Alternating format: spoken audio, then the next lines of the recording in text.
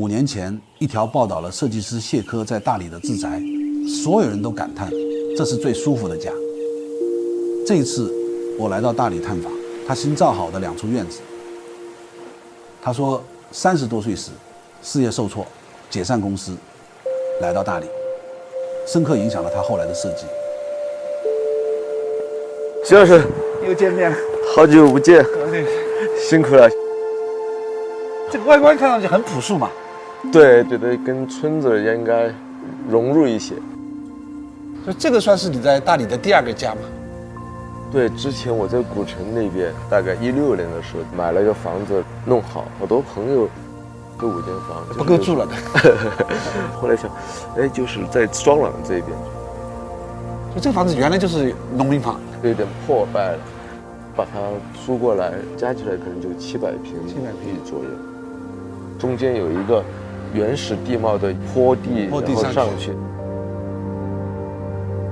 那邊有5間房。5間房，對，這裡2間房。下面整個是公共空間，從明到暗，又到大樹下面的陰涼，又到泳池旁邊的亮。对，有變化的。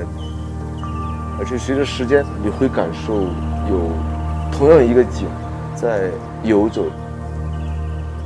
坐在這裡看海可以看1個下午。這裡做了這個火盆，晚上烤火，還把一些土豆啊、紅薯啊扔在裡面烤一下。是我大概00幾年來大理的時候，我覺得那個是大理給我特別深的一些印象。普通人也會把生活過得有滋有味的。你這個窗子很特別，其實也有很多的變化。窗戶它可以映射環境。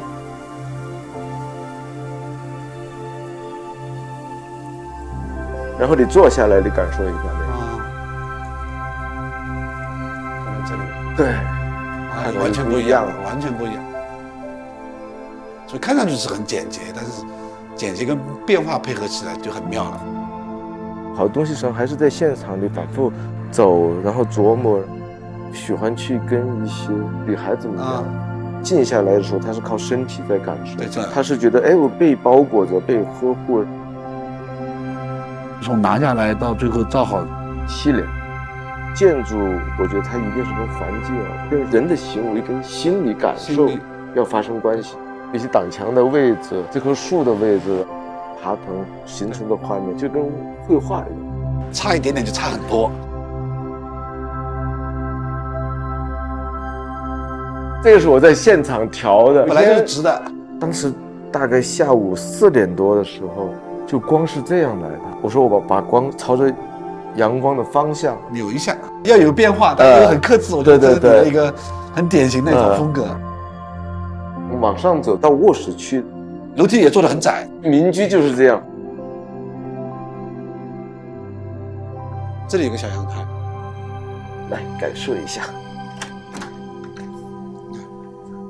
靠在牆這兒也挺舒服的。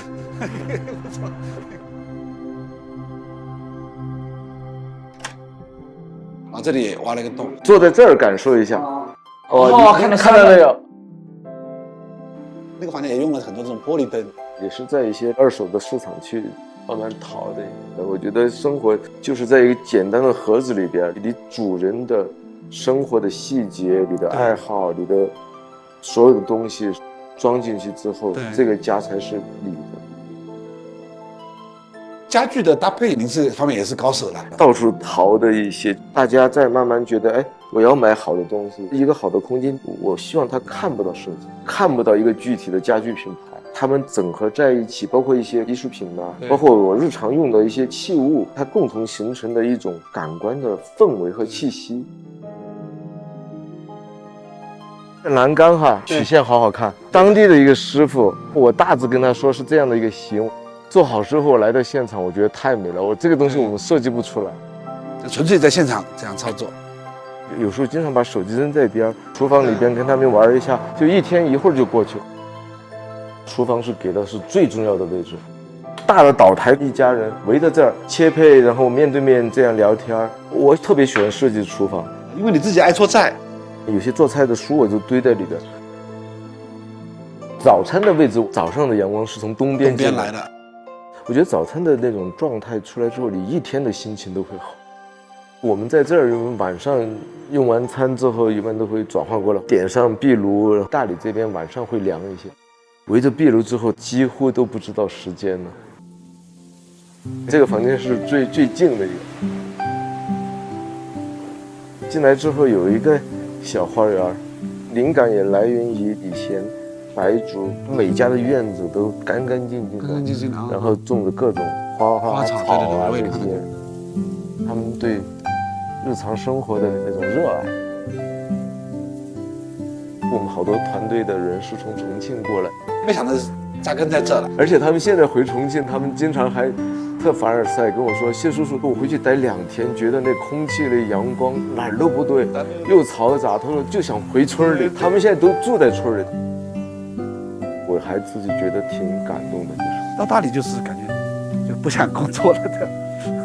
真的是大理的藍天白雲，就那個雲呢，每天都在變化，特別療癒。對，而且你看到大自然的這個變化，你覺得人為什麼要這樣忙碌？